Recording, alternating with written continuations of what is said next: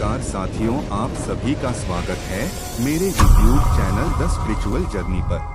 साथियों, आज हम बताएंगे बैकुंठ धाम के बारे में। ध्यान से सुने और कृपया चैनल सब्सक्राइब कर लीजिए।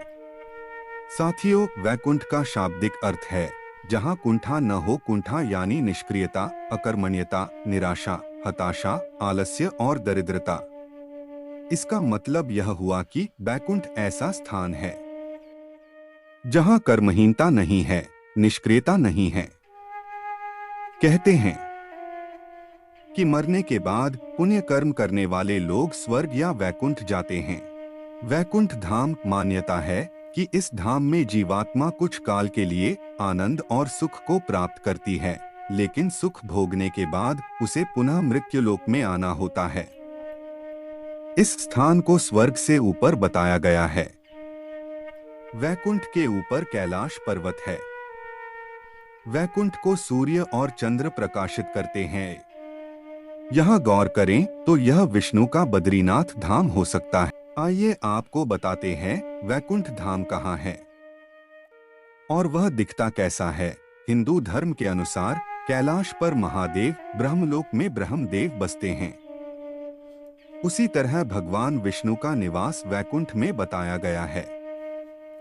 वैकुंठ लोक की स्थिति 3 जगह बताई गई है: धरती पर, समुद्र में और स्वर्ग के ऊपर। वैकुंठ को विष्णुलोक और वैकुंठ सागर भी कहते हैं। भगवान श्री कृष्ण के बाद इसे गोलोक भी कहने लगे। चूंकि श्री कृष्ण और विष्णु एक ही हैं, इसीलिए श्री कृष्ण के निवास स्थान को भी वैकुंठ कहा जाता है। पहला वैकुंठ धाम धरती पर बद्रीनाथ, जगन्नाथ और द्वारिकापुरी को भी वैकुंठ धाम कहा जाता है। चारों धामों में सर्वश्रेष्ठ हिंदुओं का सबसे पावन तीर्थ बद्रीनाथ नर और नारायण पर्वत श्रृंखलाओं से घिरा अलकनंदा नदी के बाएं तट पर नीलकंठ पर्वत श्रृंखला की पृष्ठभूमि पर स्थित है।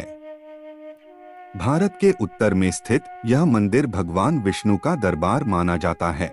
बद्रीनाथ धाम में सनातन धर्म के सर्वश्रेष्ठ आराध्य देव श्री बद्रीनारायण भगवान के 5 स्वरूपों की पूजा अर्चना होती है।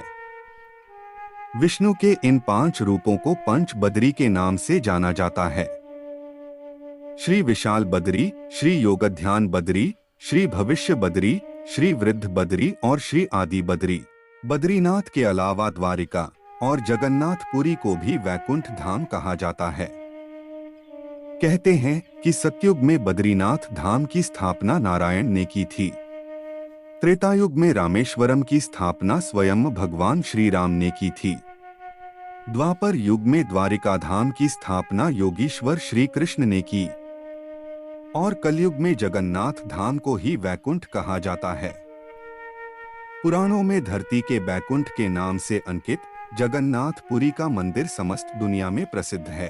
ब्रह्मा और स्कंद पुराण के अनुसार पुरी में भगवान विष्णु ने पुरुषोत्तम नीलमाधव के रूप में अवतार लिया था।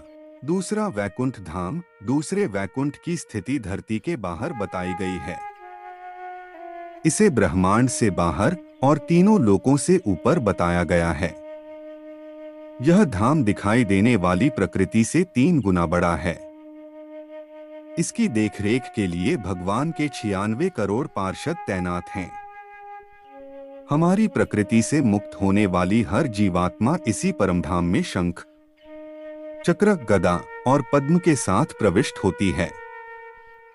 वहां से वह जीवात्मा फिर कभी भी वापस नहीं होती। यहाँ श्री विष्णु अपनी 4 पटरानियों श्रीदेवी, भूदेवी, नीला और महालक्ष्मी के साथ निवास करते हैं। इसी वैकुंठ के बारे में कहा जाता है कि मरने के बाद विष्णु भक्त पुण्यात्मा यहाँ पहुँच जाती है। पुराणों के अनुसार इस वैकुंठ की स्थिति हमारे ब्रह्मांड के परे है।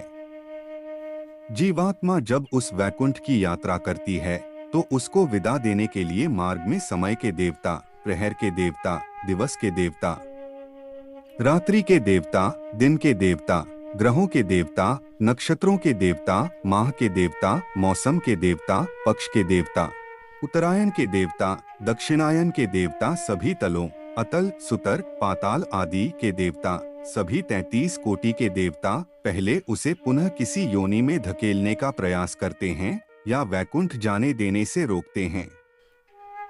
लेकिन जो जीवात्मा प्रभु श्री विष्णु की शरणागति होता है, उसको ये सभी एकपाद विभूति के अंतिम सीमा तक जाते हैं और त्रिपाद विभूति के बाहर प्रवाहित होने वाली विरजा नदी के तट पर छोड़ देते हैं। इसी एकपाद विभूति में हमारा संपूर्ण ब्रह्मांड और सारे लोक अवस्थित हैं।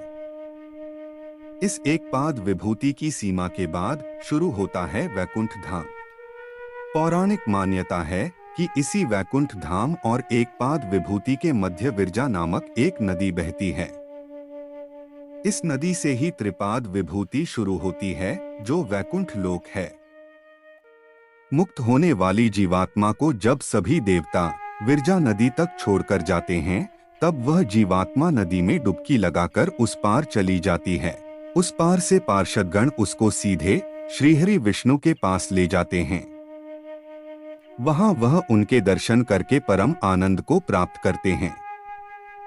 इस प्रकार त्रिपाद विभूति में ही वह जीवात्मा सदा के लिए स्थापित हो जाती है। पुराणों में इस वैकुंठ धाम का बड़ा ही रोचक चित्रण किया गया है। हे अर्जुन, अव्यक्त अक्षर इस नाम से कहा गया है। उसी अक्षर नामक अव्यक्त भाव को परमति कहते हैं तथा जिस सनातन अव्यक्त भाव को प्राप्त होकर मनुष्य वापस नहीं आते, वह मेरा परम धाम है। तीसरा वैकुंठ धाम भगवान श्री कृष्ण ने द्वारिका के बाद एक और नगर बसाया था, जिसे वैकुंठ कहा जाता था। कुछ इतिहासकारों के मुताबिक अरावली की पहाड़ी श्रृंखला पर कहीं वैकुंठ धाम बसाया गया था, जहां इंसान नहीं, सिर्फ साधक ही रहते थे। भारत की भौगोलिक संरचना में अरावली प्राचीनतम पर्वत है। भूशास्त्र के अनुसार भारत का सबसे प्राचीन पर्वत अरावली का पर्वत है। माना जाता है कि यहीं पर श्री कृष्ण ने वैकुंठ नगरी बसाई थी। राजस्थान में यह पहाड़ नैऋत्य दिशा से चलता हुआ ईशान दिशा में करीब दिल्ली तक पहुंचा है।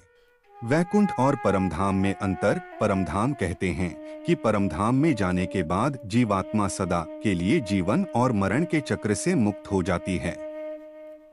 यह धाम सबसे ऊपर अर्थात सर्वोच्च है। यहाँ निरंतर अक्षय सुख की अनुभूति होती रहती है। यह धाम स्वयं प्रकाशित है। यहाँ न सुख है और न दुख, यहाँ बस परम आनंद ही है। साथियों, आज की इस प्रस्तुति में इतना ही। धन्यवाद।